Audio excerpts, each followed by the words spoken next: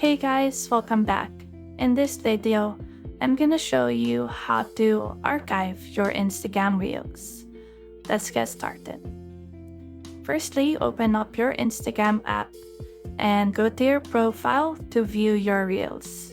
So just go to the Reels tab and from there, select the reel that you want to archive. So I only have one, so I'm selecting this one.